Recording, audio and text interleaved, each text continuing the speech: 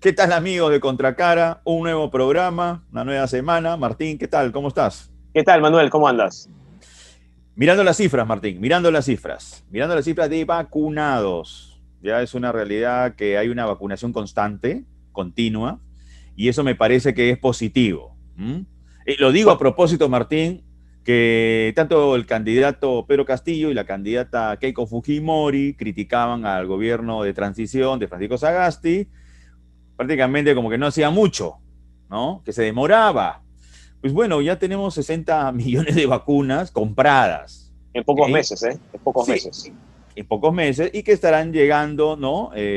Cada semana por Así es. lotes. Entonces, Así es. me parece que eso ya es positivo. Además, lo de Pfizer, que se ha hecho otro contrato, esta vez por 12 millones de vacunas. Entonces, lo que completa esta cifra, que es alrededor de los 60 millones. Es una gran noticia. Yo creo que eso los alegra mucho. Yo creo que nos tranquiliza también, Manuel, tener una cifra de 60 millones cubre prácticamente la totalidad de la población en sus dos dosis. La Es población verdad, objetiva, ¿eh? La población sí, objetiva. es verdad que tenemos diferentes vacunas, pero como está ocurriendo en todas partes del mundo, ¿no es cierto? Pfizer, que son las que más estamos teniendo también, es una de las vacunas que más eficiencia tiene, según los estudios, por supuesto. Evidentemente el proceso de vacunación sigue y hay que alentarlo y hay que seguir adelante, ¿no? Y una cosa, ¿no? Para poder responderle a cualquier escéptico o malpensado. Esto no es una defensa al gobierno. Nosotros no defendemos a No tiene Sagasti. nada que ver, claro, Nosotros claro. defendemos el sentido común. Sí. Esta administración, que ahora está bajo la responsabilidad de Sagasti, pues bueno, ha logrado traer la cantidad de vacunas que hemos señalado. Que los candidatos Keiko Fujimori y Pedro Castillo, cualquiera de ellos que gane, tendrán la obligación de gestionar más vacunas, porque este asunto no va a terminar, no se queda aquí. El No, no es próximo todos los año se años, tendrán que claro, volver a claro, comprar claro. vacunas y nos tendremos que volver a vacunar todo, poner nuestro bracito, ¿no? Para poder estar seguros. Y desafortunadamente, Manuel, yo mira, aunque soy optimista en cuanto al proceso de vacunación, porque está avanzando lento, en fin, Sí. pero Un está poquito. avanzando. Y lo que pasa es que recién ha comenzado de manera Exacto. sostenible, ¿no? De manera sostenible y masiva, además, ¿no? Entonces, pero en fin, hay que seguir alentando, por supuesto. Esta semana han empezado también con los ciudadanos que tienen, por ejemplo, síndrome de Down, ¿no es cierto? Que era una población muy importante a tomar en cuenta, ¿no es cierto? Así que, en fin, eso está avanzando. Lo que sí es muy preocupante, Manuel, es, tú has mencionado a los dos candidatos, y es escucharlos hablar sobre pandemia, escucharlos hablar sobre el proceso de vacunación. Yo creo que no han entendido nada, en el sentido que no, digamos, no hay ninguno que haya dicho sí, hay que seguir con el proceso de vacunación tal y como está diseñado hasta ahora. Porque está funcionando, Manuel. Es verdad que hay que afinar, pero está funcionando y está saliendo adelante. Pero en fin, es mucho más fácil criticar, como tú decías antes, ¿no es cierto? Y no hablar Lo de que pasa es algo que que es evidente, ¿no? es Eh, importante hablar con evidencia. No hablan absolutamente. con evidencia, solamente dan opiniones de tipo político Así para es, poder menoscabar de pronto al gobernante de turno y de pronto también empezar a menoscabar al contendor. así es. Ok, eso se lo dejamos a ellos dentro de su proceso de contienda. Pero la realidad a nosotros nos indica que hay 60 millones de vacunas y bueno, Así es ok, eso. ya Exacto. las tenemos, así que esto tiene que continuar y cualquiera de ellos que gane, porque uno de ellos va a ganar y Sí. será presidente o presidenta, ahí sí No hay queremos otra opción. verlos, No hay otra ¿ah? opción. No hay otra, no hay No otras hay otra opciones. opción. ¿No? Ok, ok, está bien. Y como no hay otras opciones, pues bueno, cualquiera de ellos que gane tendrá que demostrar, ahora sí, en la Oh, cancha, que tiene capacidad de gestión y no estar escuchando que voy a tomar un avión a buscar la vacuna. No tienen que buscar nada. Las vacunas ya sabemos dónde están, las tienen los laboratorios tienen nombres propios, lo único que tienen que hacer es gestionar y pagar. sí, Punto. claro, claro. Y más allá de llamar al embajador de cualquier país, ¿no? Eso, digamos, y ese ha sido el argumento. Y lo que es preocupante es que cuando nosotros pedimos equipos técnicos, a ver quiénes están encargados de eso, nos preocupa. Tengamos los nombres o no tengamos los nombres, y yo creo que no hace falta Me has hecho ir más allá acordar de eso. a un viejo periodista, de pronto algunos de nuestros estudiantes no lo identificarán, pero nosotros sí nos debemos acordar, Ramírez Lazo, ¿no? También, ¿no? Señor presidente, ¿te acuerdas? Sí, Su editorial. sí. Sí, en fin. Vamos a ver qué ocurre a partir del 28 de julio, Así es. cuando un nuevo gobierno encuentre pues ya un asunto viabilizado, pero que tendrán que potenciar. Ojalá se Tendrán pueda que vacunar potenciar. a la máxima cantidad posible de ciudadanos peruanos de aquí a 28 de julio, Manuel, porque a este momento ya hemos superado el 1,5 millones de personas que han Así recibido la es. primera dosis, hemos superado ya los 750.000 personas que han recibido la segunda dosis, ¿no es cierto? Es decir, ya se han administrado más de 2 millones de dosis, lo cual, insisto, es una buena noticia, hay que seguir adelante, estas cifras van a seguir subiendo, ¿no? Es una muy buena noticia. Martín, yo quería ver acá rápidamente, antes de anunciar a nuestro primer invitado, por ejemplo, fíjate, países europeos como Francia, Inglaterra, tienen un poco más de 7 millones de personas ya vacunadas. Hay que mencionar, por ejemplo, que los países de la Unión Europea sí han tenido problemas serios Sí, claro, por el tema de AstraZeneca, que no también, cumplió con la entrega en las fechas pactadas. así es, Y eso a ellos los ha perjudicado mucho. sin duda. Pero quería también agregar, antes de pasar con nuestro siguiente invitado, es el caso de Inglaterra. Reino Unido, en su último reporte, 0 personas fallecidas por COVID. 0. En varios meses, ¿eh? Y es una excelente noticia, es una excelente noticia. Y además que prueba que el proceso de vacunación sirve. Es decir, la vacuna sirve, funciona. Y nos vamos a tener que vacunar todos los años. Es posible, pero por ahora es lo que tenemos que hacer. En fin, Manuel, y como no podemos hablar solamente de pandemia, tenemos que hablar de lo político, tú y yo lo hemos hablado ahora en la presentación, y tenemos a nuestro primer invitado, hemos invitado y aceptado la invitación el señor Álvaro Vargas Llosa, periodista, analista, escritor, que pues ha sido noticia sobre todo por este apoyo que le ha dado a Keiko Fujimori, no solamente él, sino también su padre Mario Vargas Llosa, y él ha estado también respondiendo a varias preguntas, y para eso pues está con nosotros en Contracara, Manuel. Sí, vamos a conversar con él. Es importante su opinión porque se puede hacer un análisis global, ¿no? Del Sí, acontecer político, de sí, coyuntura, y necesitamos, vislumbrar qué cosa puede efectivamente, pasar con nuestro país, gane quien gane, que eso es así es. importante. Entonces, lo escuchamos. Vamos con la entrevista. Bien, amigos de Contracara, ahora tenemos el gusto de tener con nosotros al periodista, analista y escritor Álvaro Vargas Llosa. Álvaro, bienvenido a UPC TV. ¿Qué tal? Encantado de estar con ustedes. Álvaro, quería empezar esta entrevista de la siguiente manera, y por supuesto, vistos los resultados de esta primera vuelta electoral, desde tu punto de vista, ¿qué puede estar ocurriendo política, económica y socialmente en un país cuando a esas alturas un candidato de extrema izquierda, como es el señor Pedro Castillo, logra ser el más votado y que además la derecha no ha logrado de alguna manera afianzar un sistema que ha traído crecimiento, pero tal vez no a todos los peruanos? A ver, el tema daría para 2 o 3 horas de conversación, así que voy a ser muy Sí, sintético. por favor. Creo que hay varios problemas. Algunos son estructurales, de fondo, y los venimos arrastrando desde hace mucho tiempo. Otros son de mucho más, digamos, corto plazo y, digamos, si quieres, coyunturales. Creo que hay un problema de desinstitucionalización tremendo en el país. Yo participé muy activamente en la recuperación, en la lucha por la recuperación de la democracia allá por el año 2000, 2001. Y yo recuerdo mucho el sueño que teníamos todos, éramos bastante menos canosos entonces, de que esta reconstrucción democrática fuera también una especie de refundación republicana, de refundación de instituciones. No con la idea de empezar desde cero, porque esa siempre es una idea peligrosa, pero sí una idea, digamos, de refundación en el sentido de que había que fundar sobre lo que ya existía algo mucho mejor que lo que había habido antes. Eso fracasó. Fracasó por muchas razones, porque nuestros gobernantes, nuestros dirigentes no supieron entender que eso era lo más importante, que lo más importante no era el corto plazo, sino eso, y desde luego porque muchos de ellos fueron, además de eso, tremendamente corrompidos y gentes con muy poco sentido de estadista, ¿no? Luego creo que hay otro problema que es económico. Hay un problema muy, muy grave. Durante varios años, sobre todo en el contexto de la bonanza de los commodities, de las materias primas, se produce en el Perú, como en otras partes de América Latina, una expansión de la clase media muy notable. Eso vino aparejado, por supuesto, con la reducción de la pobreza, como todos sabemos, a niveles más o menos que bordean el 20-21%, algo notable.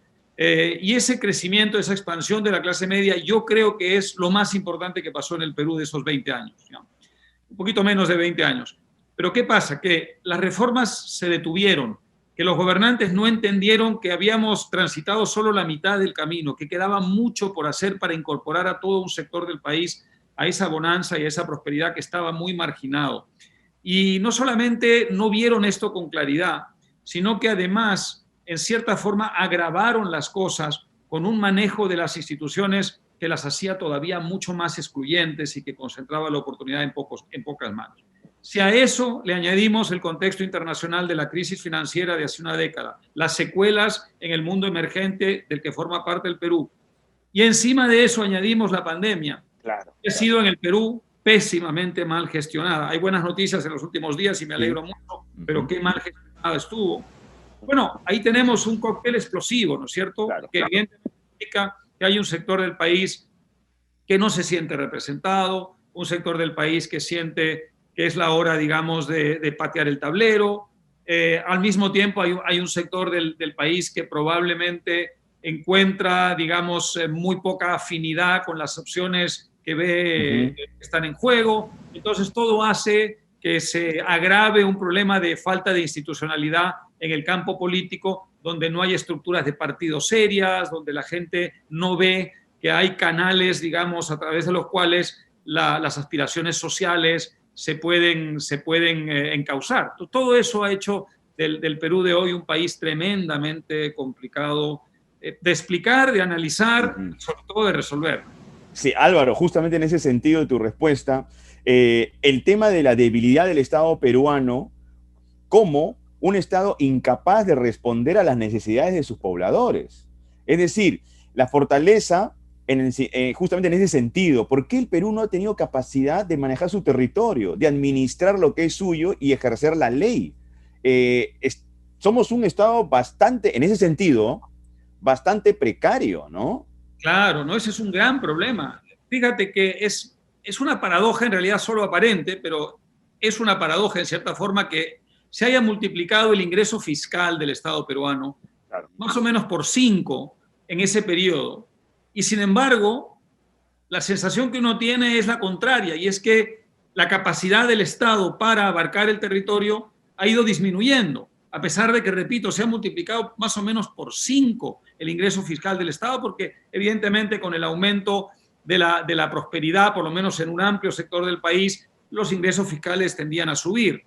No solamente eso, sino que el gasto burocrático se ha multiplicado por 10 en ese mismo periodo. Y uno se pone a pensar, si el Estado multiplica el gasto burocrático por 10 y abarca menos y menos y menos territorio, ¿qué diablos está pasando con eso? Está pasando básicamente la ley del embudo, ¿no? Una estructura de Estado que evidentemente está cada vez más apartada de lo que es el país. Ojo que en ese punto, Álvaro, apelando a tu experiencia, ¿por qué crees tú que a los gobernantes en este país no les ha interesado, primero, hacer la reforma del Estado para que sea eficiente? Porque dinero hay.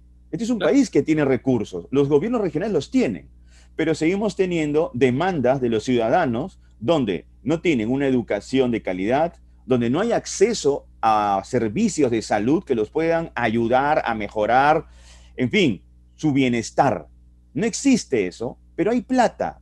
¿Qué cosa es lo que ocurre? ¿Qué nos impide a nosotros, al Estado peruano, a sus gobernantes de turno, liderar una reforma del Estado para que la gestión pública, de una vez por todas, sea eficiente? Creo que ha habido varios problemas. Uno de ellos es que algunos dirigentes piensan que el problema es simplemente redistributivo, es decir, que ingresa dinero y se redistribuye el dinero y ya está. Y como por arte de magia, como por arte de birlibirloque, digamos, se van a transformar las estructuras sociales del país. No, tú puedes redistribuir 10 veces más del dinero que tienes y si no haces un Estado eficiente y no reforman las estructuras, eso no va a servir de nada.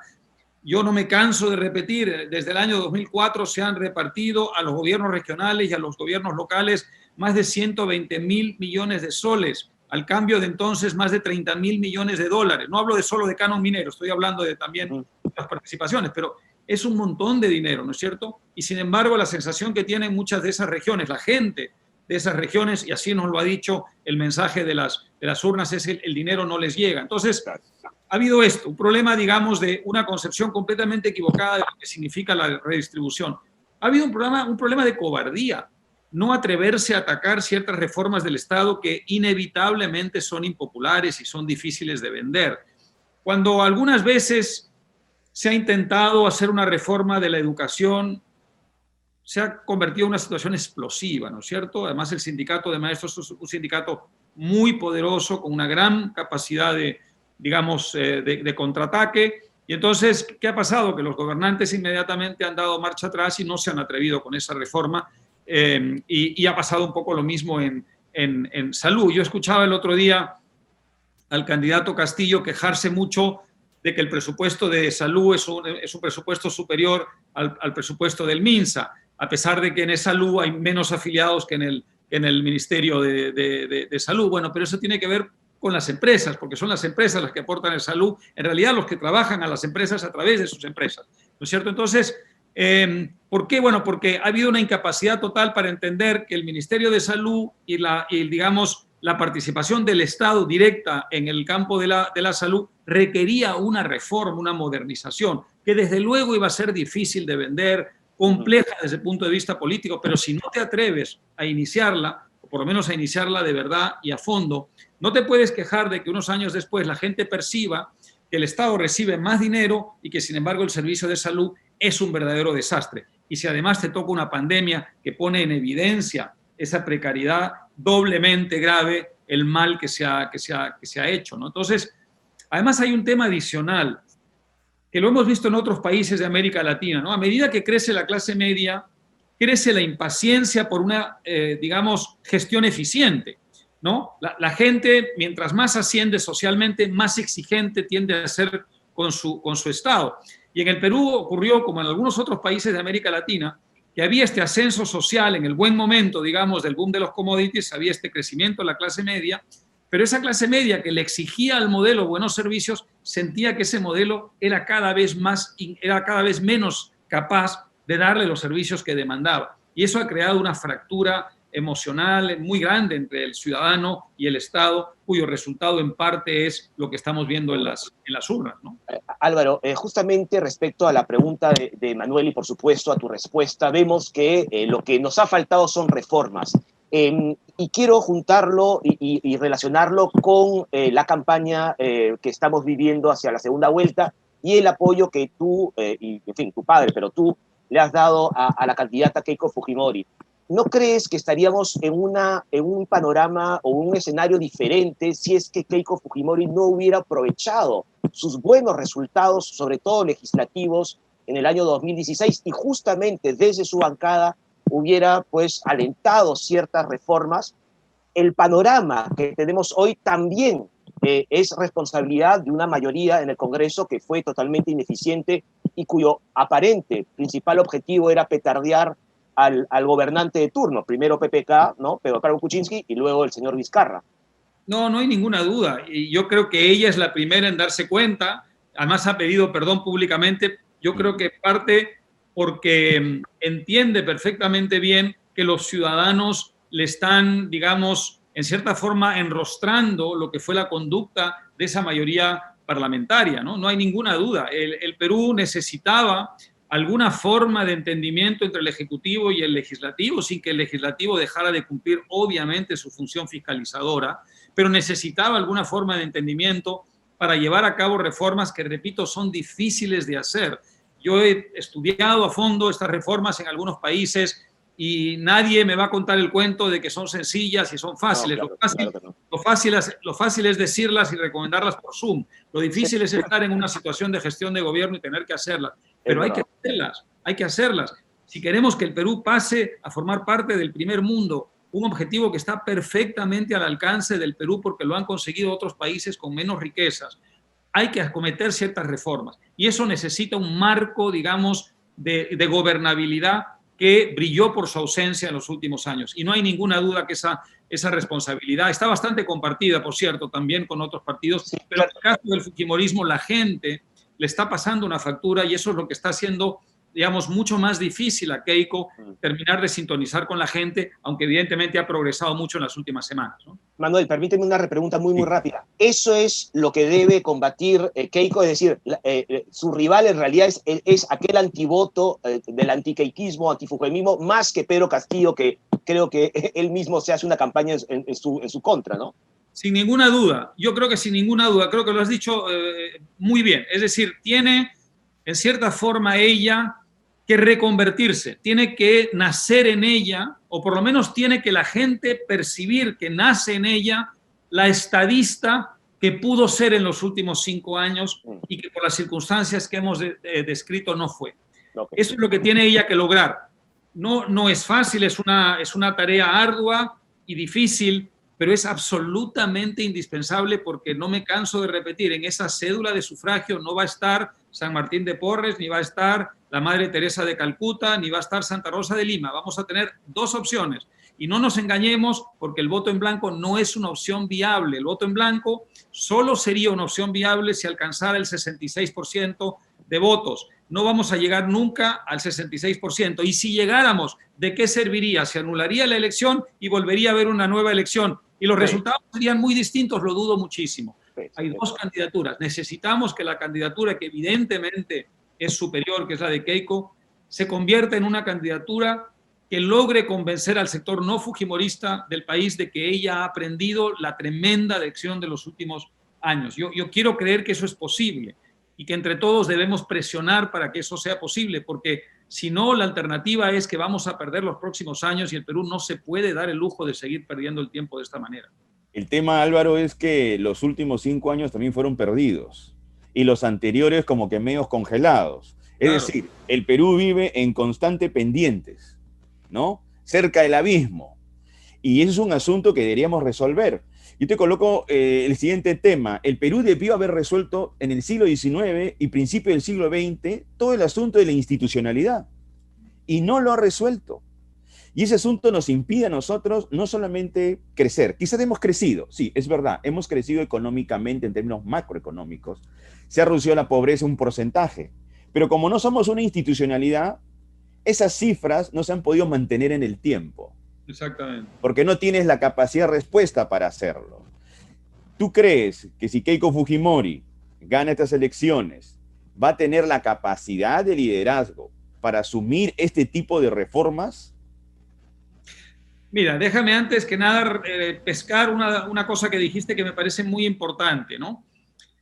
Es verdad lo que dices con respecto a las instituciones. Yo hubiera preferido que en esos 20 años donde tuvimos en una parte, por lo menos de esos 20 años, tasas de crecimiento de 6% y luego de 4%, hubiéramos tenido una tasa promedio de 3%, pero con buenas instituciones. El país sería infinitamente mejor de lo que es hoy. Tú puedes tener una tasa de crecimiento menos fulgurante, pero instituciones más eficientes y sólidas y creíbles y estables, y el resultado socioeconómico va a ser infinitamente mejor. De modo que creo que esto es una idea muy importante. Es decir, no sirve de mucho que en un contexto de bonanza de los commodities tú crezcas 6%, 7% a lo largo de 8 años si tú no resuelves este tema institucional, porque a la larga vamos a terminar exactamente donde estábamos antes. De hecho, esa es la historia económica del Perú.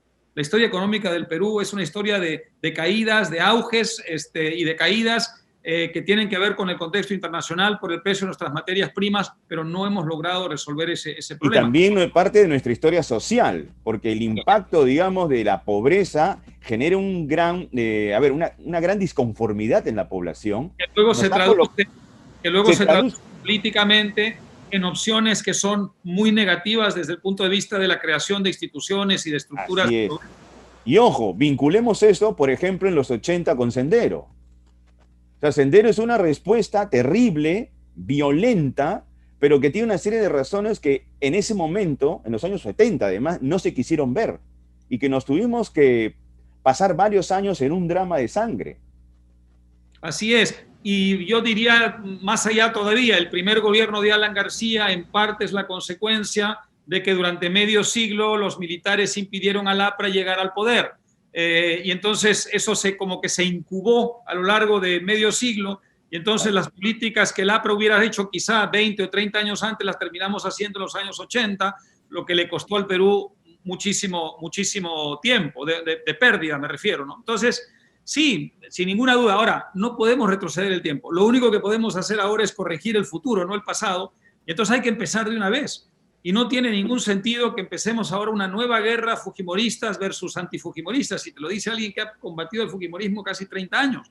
No tiene sentido, perderíamos otra vez 5 años más. El Perú no se puede dar ese lujo, estamos en pleno siglo XXI. Terminemos de elegir, elijamos bien, es lo que hay, y entonces tratemos de que el gobierno de Keiko sea, ojalá logre ganar las elecciones primero, pero si lo hace, que sea un gobierno donde, digamos, podamos resolver las diferencias políticas dentro de un marco civilizado y podamos llegar a un mínimo consenso sobre 3 o 4 puntos básicos, que sean como derroteros, digamos, de progreso en el futuro, independientemente de que seguirá habiendo izquierdas y derechas, y eso es perfectamente legítimo, y no conozco ninguna democracia en el mundo que no tenga, que no albergue esas diferencias políticas, ideológicas y esas distintas sensibilidades, si quieres, políticas, pero tenemos que llegar a consensos básicos. Uno de ellos tiene que ser la reforma del Estado. Si nosotros 5 años más tarde seguimos con un Estado como el de hoy, la respuesta política va a terminar siendo que el día de mañana ganará un señor Castillo o un señor Cerrón en las elecciones. Y entonces entraremos en una espiral, digamos, no solamente autoritaria y dictatorial, sino además de empobrecimiento aún peor, mucho más grave del que ya padece el Perú. Y eso realmente es algo que duele muchísimo, porque este es un país que podría tener un futuro verdaderamente notable en el contexto de la región, y es verdaderamente increíble que nosotros estemos produciendo apenas 220.000 millones de dólares al año en bienes y servicios cuando podíamos estar produciendo 3 veces más. Álvaro, has mencionado la posibilidad evidente de que la señora Keiko Fujimori gane las elecciones. Lo que ella necesita es un inicio de gobierno muy tranquilo y que tal vez traiga tranquilidad incluso a los sectores que no han votado por ella. Y no solamente me refiero a los que han votado por Pedro Castillo, sino los que no han decidido por ninguna opción.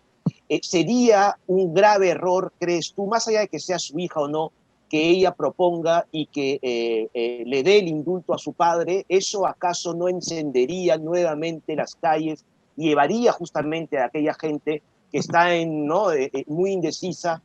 ¿No crees que los llevaría a las calles y pues traería nuevos problemas para el Perú?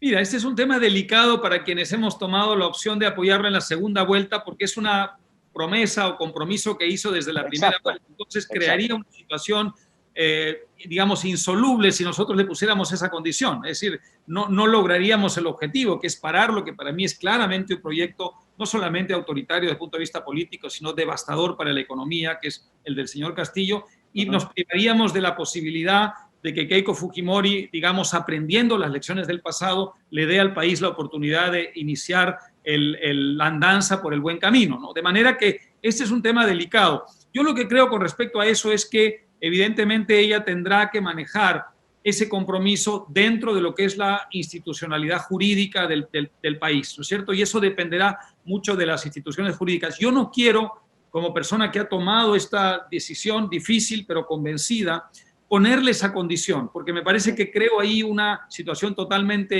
insoluble. Ella tendrá que medir eso y tendrá que actuar lógicamente, como digo, dentro de los parámetros jurídicos, y tendrá que ser, digamos, ese marco el que finalmente decida si eso es posible.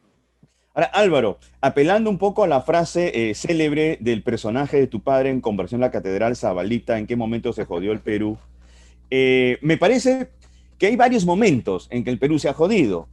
Yo quisiera de tu parte que me identifiques para ti cuáles han sido esos momentos centrales donde el Perú tomó malas decisiones y esas decisiones, pues, malas todavía siguen repercutiendo en nuestra vida.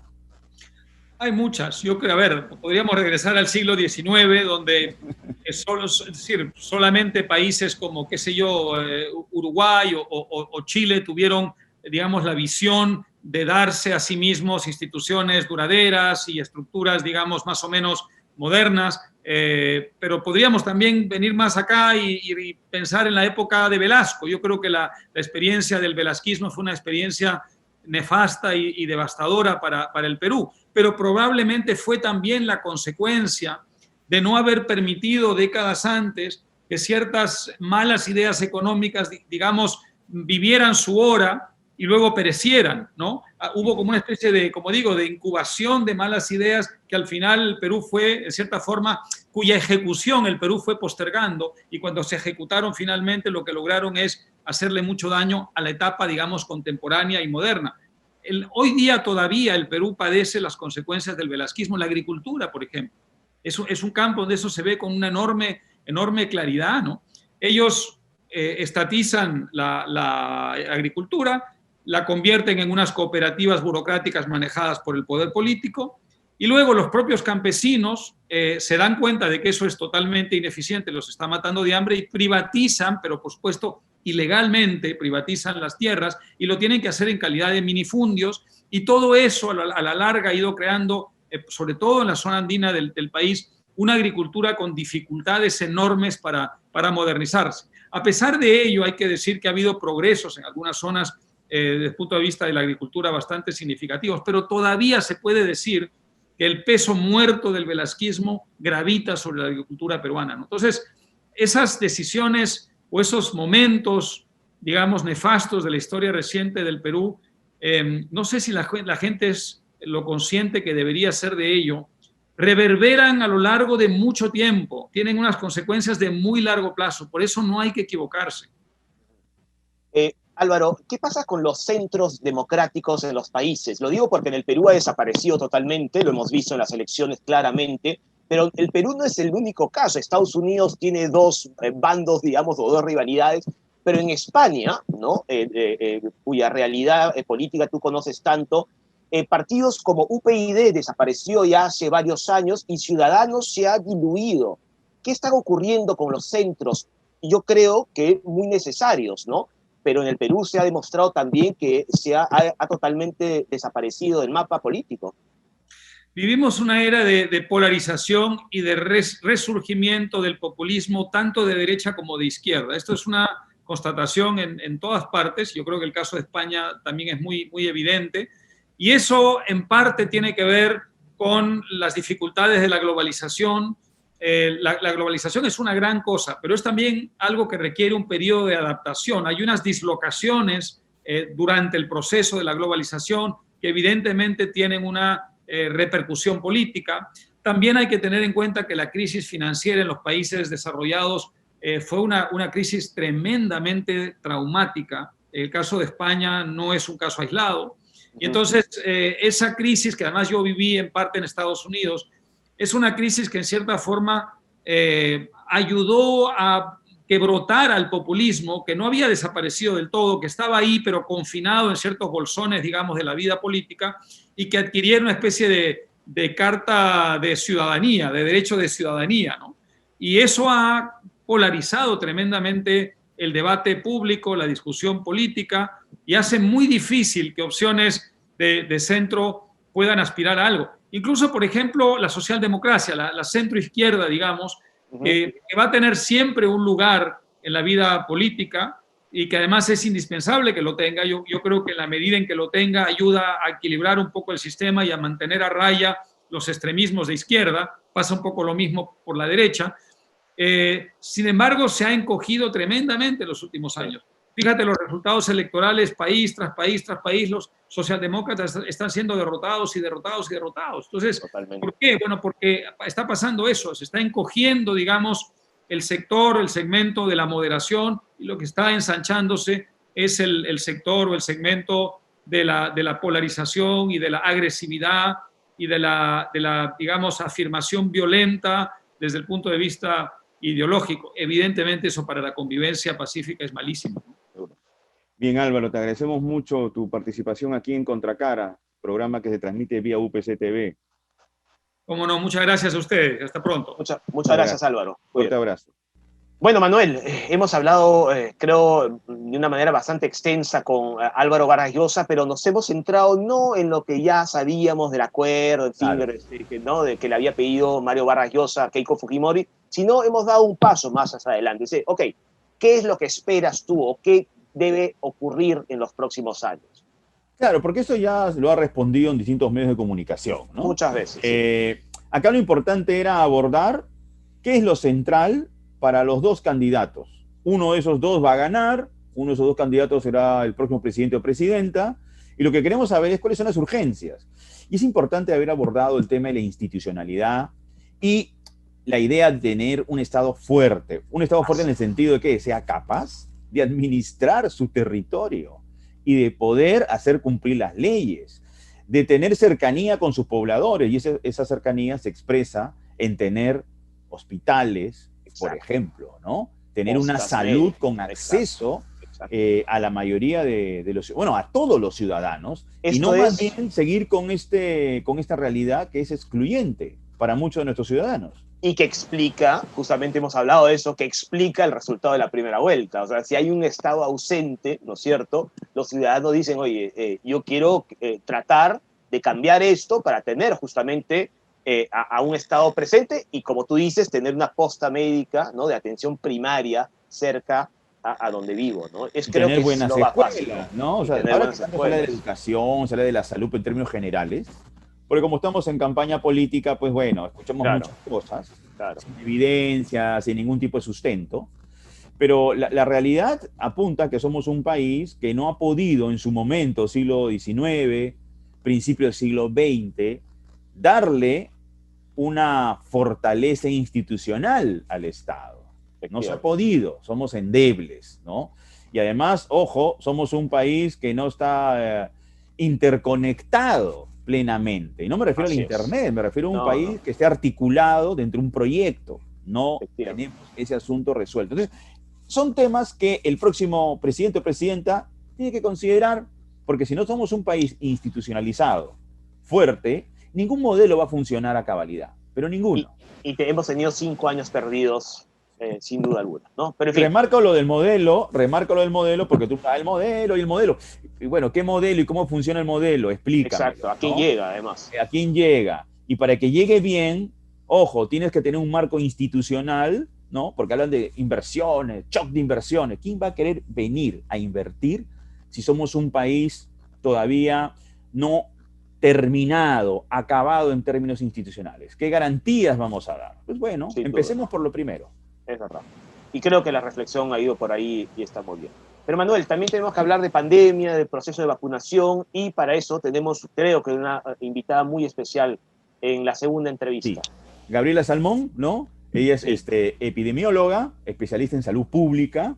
Hoy vamos a conversar sobre la campaña que está desarrollando de vacunación en nuestro país, un poco analizar también el ámbito internacional para sacar ciertas conclusiones que nos puedan ayudar a comprender cómo vamos a ver nuestro futuro, porque el coronavirus se va a quedar un tiempo.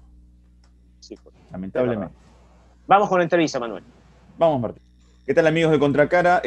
Tenemos hoy día como invitada especial a Gabriela Salmón. Gabriela Salmón es epidemióloga, especialista en temas de salud pública. Además, es miembro del Instituto de Naturaleza, Tierra y Energía de la Pontificia Universidad Católica del Perú. Con ella vamos a conversar sobre la pandemia, sobre la campaña que se viene desarrollando en nuestro país, y además haremos un análisis a futuro sobre cómo tendría que ser nuestro comportamiento con el COVID-19, que al parecer nos va a acompañar algunos años. Gabriela, ¿qué tal? ¿Cómo estás? Bienvenida a Contracara. ¿Qué tal? Muchas gracias por la invitación. Bienvenida. Gabriela, algunos estudios apuntan que el COVID-19 no se va a ir así nomás de nuestras vidas. Algunos proyectan incluso una convivencia entre 7 y 10 años. Bajo ese tipo de contexto, definitivamente nuestro comportamiento en nuestro día a día va a tener que cambiar, y va a ser esencial, pues, adquirir de manera permanente utilización de mascarillas, un cuidado bastante prolijo de nuestra persona.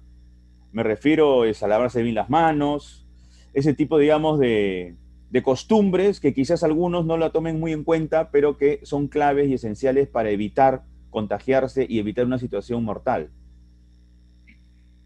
Sí, bueno, es probable que este virus y, bueno, la COVID que genera nos haga, la tengamos por un tiempo, un poco de la misma forma que muchas de las enfermedades que tenemos ahora, ¿no? Tienen un origen, una buena proporción de ellas, un origen animal, que luego se ha quedado y se ha mantenido en nuestra población.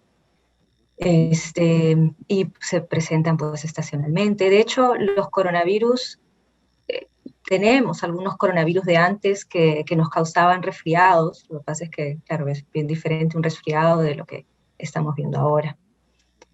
De todas formas, creo que hay una serie de acciones que hemos aprendido con esta pandemia, que son bien importantes en salud pública y que nos van a ayudar no solamente con esta enfermedad, con este virus, sino también con algunas otras con las cuales ya convivimos, ¿no? Por ejemplo, el hecho de, como decías, tener un lavado de manos. Estaba mirando, por ejemplo, algunos comentarios de algunas personas que han adoptado algunas estrategias que les han gustado y que quisieran mantener, ¿no? Como también el usar mascarilla cuando uno está enfermo, que ya se hacía en otros países y nosotros lo veíamos muy raro. Sin embargo, nosotros tenemos tuberculosis, ¿no? Y para la tuberculosis, por ejemplo, es importante hasta que una persona, ¿no? El poder prevenir, también se da el contagio, mantener espacios ventilados en el transporte público, también es fundamental. Pensemos también en otras enfermedades respiratorias que tenemos normalmente, y que de hecho el año pasado con la pandemia y con todas las restricciones que hemos tenido y al andar todos con mascarilla, pues no se han presentado con los picos que normalmente se tienen, ¿no? Entonces Gabriela, creo, perdón. sí, Sí, no, siga, disculpe. no, solamente que creo que algunas de estas maneras de relacionarnos, que de alguna forma nos van a ayudar también, si bien ha sido quizás diferente, incómodo, también podemos sacar algún beneficio para otras enfermedades. Gabriela, una de las cosas que esta pandemia, esta terrible pandemia nos ha enseñado, o nos ha mostrado, es nuestro sistema de salud muy deteriorado, ¿verdad? Cuando todo esto vaya acabando, espero que unos meses, en fin, no se sabe cuándo, ¿cómo podríamos replantear una refundación o una reforma muy profunda de nuestro sistema de salud tan abandonado, no por ese gobierno, no por el anterior, desde hace pues 30, 40 años, ¿no?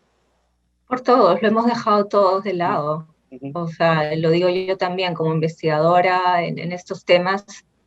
eh, Lamentablemente era normal el saber que en una posta, en algún lugar, no tenías medicamentos, no tenías cómo trasladar un paciente si ocurría algo, Uh-huh. que necesitara un... Creo que va a ser muy importante dar el verdadero peso y soporte a la atención primaria de salud, a los establecimientos de menor complejidad. Es algo que se viene hablando hace mucho tiempo y que de hecho de alguna forma está diseñado en nuestro sistema, pero que no se le ha dado realmente el soporte que necesita. Y se puede hacer, o sea, hay una serie de trabajos que se han estado haciendo, pero que permite, por ejemplo, ver en el espacio territorial cuál es la forma más eficiente de poder asegurar el acceso a un centro de salud y a una posta de salud, ¿no? No se trata de tener, por ejemplo, en una zona periférica de Lima un montón de pequeñas postas, pero sí que el establecimiento de salud al que vayas esté a una distancia accesible, que puedas encontrar los servicios que requieras y que pueda dar una respuesta inmediata si se necesita una evacuación, un traslado. Y son trabajos que se han estado haciendo, pero efectivamente hemos tenido abandonado nuestro sistema de salud en la misma Lima, ya no te estoy hablando de lugares más alejados. Una cuarta parte de los establecimientos de salud hasta hace unos años no tenían agua corriente. ¿no? Entonces, imagínate, ahora hablamos de lavarnos las manos, y en el segmento de salud no había cómo hacerlo de forma adecuada, ¿no? Gabriela, otro aspecto que va a ser importante, tú has mencionado justamente un poco el abandono que el sistema de salud en nuestro país padece, ¿no? Un abandono que tiene responsabilidad en el Estado. Sin embargo, el Estado va a tener que afrontar no solamente este reto en este momento, porque es necesario que empiece a potenciar la atención primaria. Chile ha tenido una campaña exitosa justamente a partir de tener una atención primaria de calidad, y es el mismo caso de Israel, ¿no? Ahora, nosotros todavía no estamos hablando de un punto que va a ser muy central. Vamos a tener que seguir utilizando vacunas, porque el coronavirus no va a desaparecer un buen tiempo. Y lo que tenemos como información es que las dosis de las vacunas, incluyendo la de Pfizer, que por lo que se dice es la más efectiva de todas, solamente tiene una duración de inmunidad de unos 6 meses. Incluso la misma farmacéutica ha dicho que se va a necesitar una tercera dosis para poder proteger a la persona. En ese contexto, el gobierno que entre y los que lleguen, en fin, van a tener pues que hacer una reelaboración de su política en función justamente a la salud pública de este país. Sí, y déjame apuntar ahí dos cosas sobre lo que estás comentando.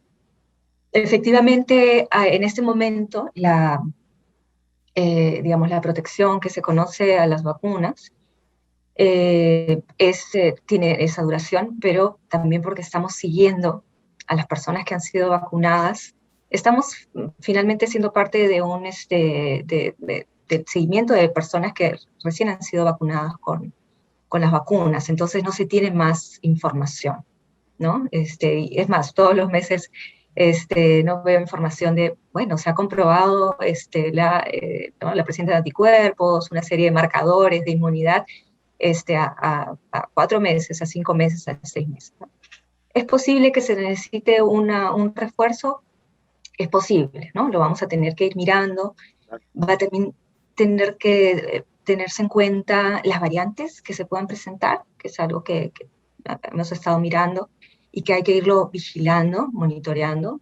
Si tenemos en mente, por ejemplo, un virus como la influenza, que cambia mucho más rápido que que nos estamos enfrentando, o sea, la influenza sí es muy variable, pues, ¿no? Año a año se tiene algo distinto, ¿no? No es el caso, definitivamente los cambios que se presentan son relativamente más lentos, ¿no? Pero de todas maneras es importante mirar.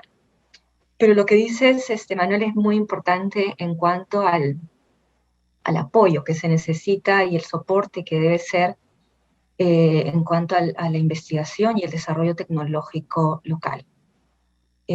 Porque además, más allá digamos, de poder desarrollar o producir vacunas, que obviamente en ese momento no estamos en capacidad de hacerlo, hay que ver también hasta qué punto es, digamos, Gabriel, conveniente. disculpe que Sí. te corte, pero ese punto nos parece bastante interesante.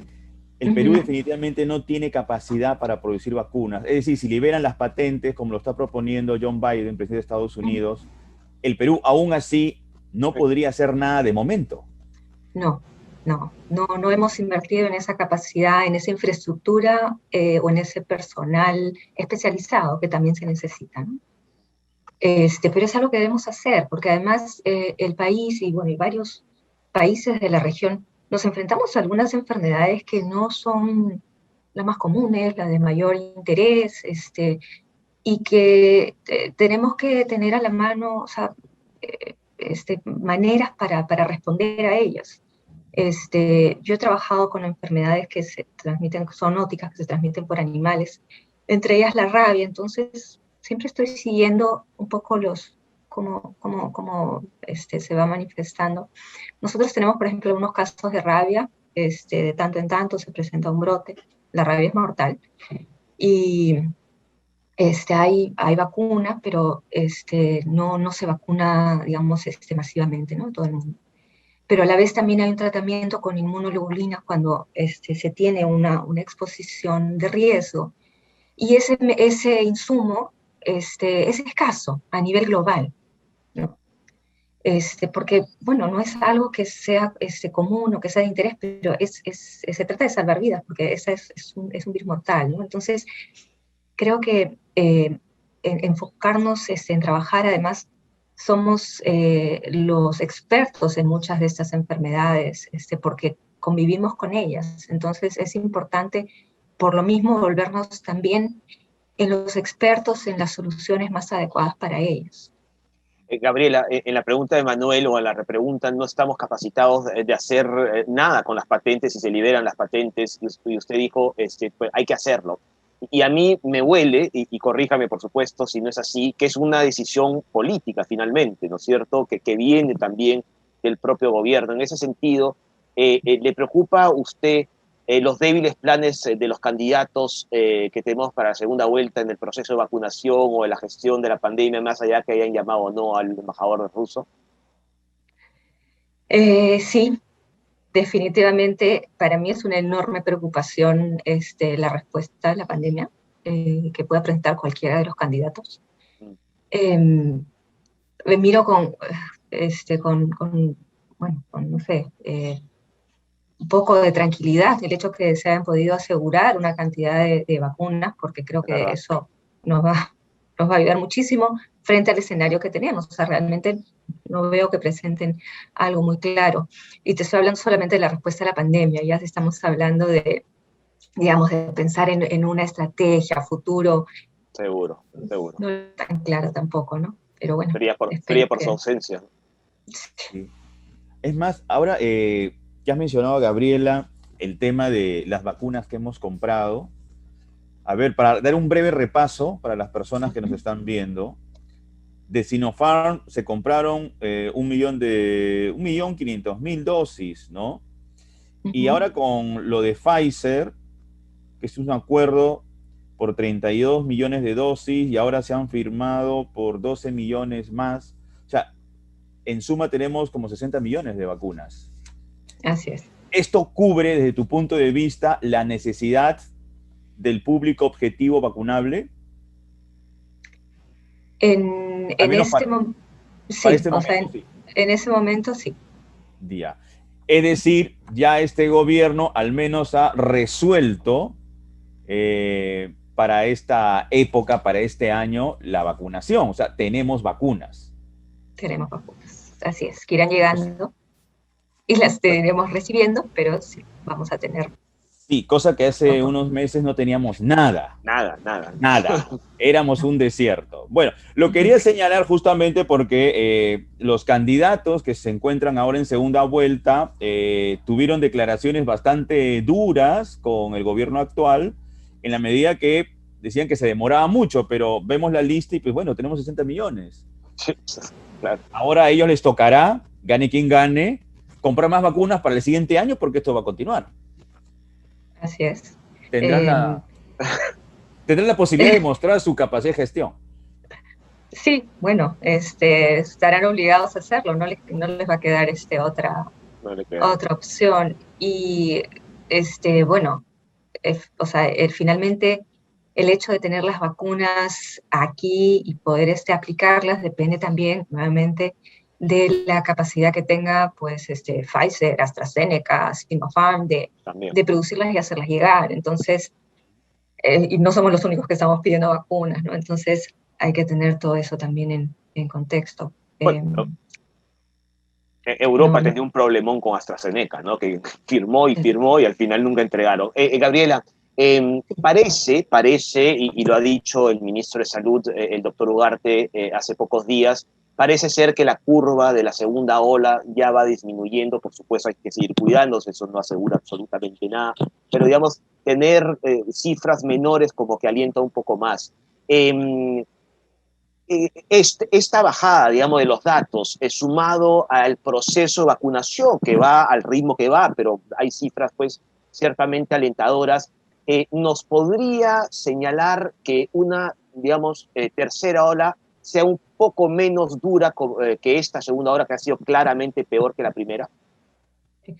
Yo esperaría que sí, especialmente si continuamos vacunando y cuidándonos como se está haciendo. O sea, el hecho de vacunarnos De todas maneras, no quiere decir que vamos a dejar de usar mascarillas, no estar en lugares cerrados, poco ventilados, ¿no?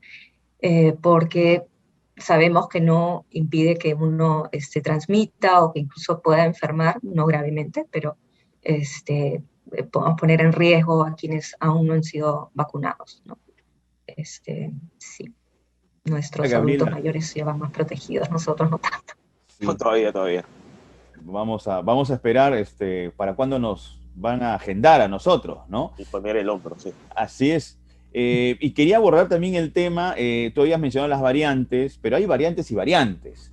El mundo ahora está muy preocupado por la India, donde cada día mueren una cantidad bastante considerable de personas, miles de personas, a propósito del COVID-19. Ellos tienen además condiciones muy especiales, ¿no? Que incluso se puede considerar el tema religioso. Muchos no olvidamos esa imagen, ¿no?, en el Ganges de muchas personas semidesnudas, supuestamente en un rito espiritual para poder purificarse. Y lamentablemente las pretensiones religiosas difieren mucho de la realidad, ¿no? Justamente ahí en el Ganges ha habido una serie de contagios terribles que, bueno, y de ahí se ha ido propagando también en otros lugares de la India, y eso también se debe pues a ciertas precariedades sociales que tiene este país, porque así como tiene mucha riqueza, también tiene una pobreza muy extrema. Desde tu punto de vista, el caso de la India, ¿hasta qué punto podría ser un gran problema para la humanidad? Ya no solamente para ellos, sino para todos. No, esta es una aldea global. No, o sea, mientras tengamos el virus circulando en algunos lados, estamos en riesgo todos. Y el virus circulando además de manera descontrolada como está en este momento, ¿no? Lo mismo puede ser la India o Brasil, o cualquier otro país. Sí, tenemos que, no es, es un poco como lo estamos viendo a nivel más cercano, ¿no? El hecho de que tengas un familiar que ya se ha vacunado, tiene que seguirse cuidando y tienes que seguir vacunando para poder, es de la misma forma, lo puedes imaginar si quieres, como con los países, porque mientras tengas esos focos se puede seguir transmitiendo y puede llegar a los... Un poco la repregunta iba en función al caso de Israel, donde ya los ciudadanos israelíes han abandonado las mascarillas. Solamente se las colocan cuando va a entrar a recintos, a lugares cerrados. Pero en la vía pública ya el gobierno dio la luz verde para que se quiten las mascarillas. Yo no sé hasta qué punto eso puede ser riesgoso para ellos mismos en este momento, ¿no? Que eso no, o sea, el coronavirus no se ha vencido. Sí, sí es cierto que en lugares abiertos el riesgo de contagios es bastante menor, se minimiza mucho.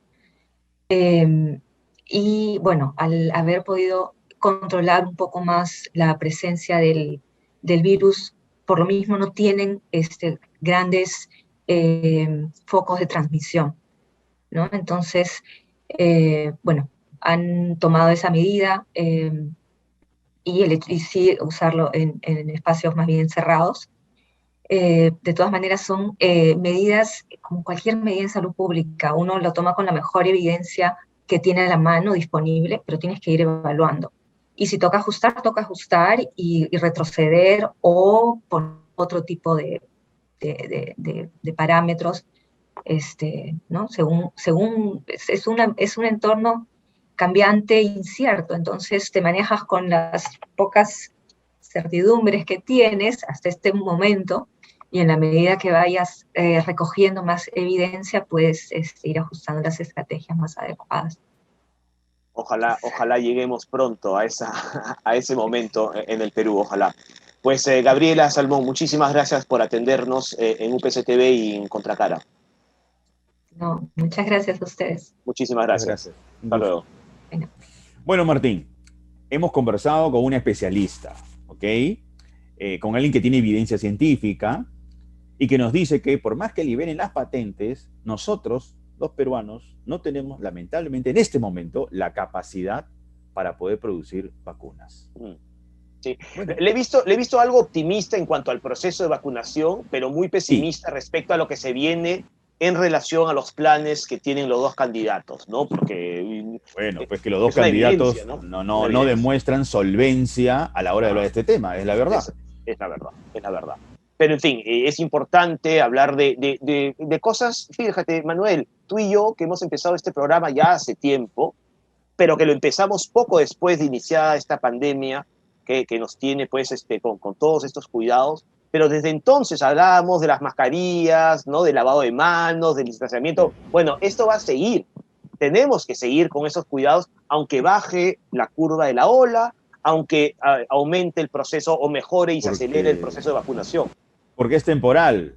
Sí, claro. No es algo que sea sostenible. O sea, hasta que exista el coronavirus, tenemos que tener este tipo de medidas de precaución. Así es. El uso de la mascarilla, ¿no? Lo que tú bien lo has señalado, bueno, se conversó también con Gabriela Salmón. Y bueno, a partir de allí se tiene que construir otro tipo de normalidad. Efectivamente. Aunque nos disguste, aunque nos moleste. Quería darte unas cifras, Martín. A ver. Mira, por ejemplo, en Europa, ¿no? A ver, Italia tiene población completamente vacunada, según estos datos, más de 7 millones de personas, ¿no? Bueno, Francia también. Sí. Estamos hablando de países que bordean los 60 millones, ¿no? En población, ¿no? Sí. Lo digo sí. para tener poder compararlo, pues, en su proporción, ¿no? Sí. Tú tienes Además, unos Europa, creo, ¿no? Sí, Europa tuvo un problema, además tú y yo lo hemos hablado mucho respecto a AstraZeneca, ¿no es cierto? Que pidieron mucho, pero AstraZeneca no logró cumplir, ¿no? Con esos pedidos. Además, que en muchos países se paralizó la vacunación con AstraZeneca por, en fin, algunos problemas y algunos efectos secundarios. Sí, bueno, en Latinoamérica, Manuel, el proceso de vacunación se mantiene. Sabemos que Chile es el país que más rápido ha estado vacunando. Están llegando poco a poco ya casi al 50% de la población parcialmente vacunada, ese es con una dosis, ¿no es cierto? Ya tienen cerca casi el 40% con 2 dosis. Le sigue muy de cerca en proporción Uruguay, ¿no? Con 35% con la primera dosis y 22% con la segunda dosis, ¿no?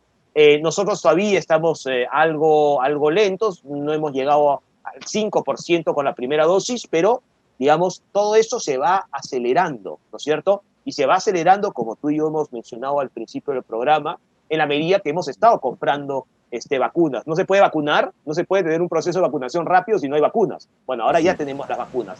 Y van llegando poco a poco, ¿no? Van llegando poco a poco. Ojo, no es por defender al presidente Sagasti, pero claro, uno hace el comentario en la entrevista con Gabriela Salmón, sí, que, ojo, tenemos 60 millones de vacunas y los candidatos de esta segunda vuelta, tanto Keiko Fujimori como Castillo, no han reconocido, ¿no?, de manera categórica los logros de esta administración con el asunto de las vacunas. Y no hace daño eso, ¿eh? No, y hemos tenido previamente a eso una serie de críticas de distintos sectores políticos, claro, pero ni siquiera tienen, no consiguen las evidencias. Este gobierno, mal que bien, les guste o no les guste, ha logrado concretar en términos de pago, ¿no?, de contrato, aunque ya el ministro aclaró que se va pagando conforme van llegando los lotes. Pero son compromisos, ¿no? Claro, ya son compromisos, y es un compromiso adquirido, ahí está. Así muy es. bien, Martín. Es un compromiso ya adquirido, son 60 millones de vacunas. Pero ya está. Ya con esa cantidad podemos vacunar, ¿no?, a toda la población objetivo. Exacto. Y eso es importante, ¿no? Exacto. Eso es muy importante. Pero bueno, en fin, lo dejamos allí. Las cifras, las evidencias son lo que nos respaldan. Y tú y yo, que por supuesto somos jóvenes, tenemos que seguir esperando. Jóvenes aún. Llegará nuestro momento y estaremos pues esperando. Y esto tiene que ser ordenado, ¿no? Ya están entre los 70 y 80, pronto será entre 60 y 70 y así sucesivamente, y todo en orden, ¿no? Es muy importante y yo tengo que decirlo, Manuel, ver, por ejemplo, a tus padres vacunarse y que además tú les tomes foto, Manuel, como ha hecho mucha gente. Y es que no les tomas fotos porque sí, no, es que este momento es muy importante y uno quiere, pues, tener un recuerdo, ¿no es cierto? No es una vacunación contra el sarampión, pues, es una vacunación contra un virus que nos ha llevado a esta situación tan complicada. Y yo me alegro mucho, a mí me encanta, son cosas y es momento de mucha emoción para la gente, ¿no? Ya habiéndose vacunado la gran mayoría de nuestros particulares héroes, Manuel, que son los enfermeros, las enfermeras, las doctoras, los doctores de nuestro país y, por supuesto, de todo el mundo, ¿no? Pero ya empezar a ver a los padres y a los abuelos vacunados es una gran noticia, sin duda alguna, ¿no? Son pequeñas señales de esperanza, ¿no? Sí, exacto. Que hace Pero una falta, esperanza además. sustentada. Sí, No estamos hablando de fe a ciegas, ni mucho menos, sino de una esperanza que se sustenta, ¿no?, en esta evidencia que es que nos estamos vacunando y que de acá a un mediano plazo me parece que podemos tener otro tipo de mirada hacia el mundo. Sí.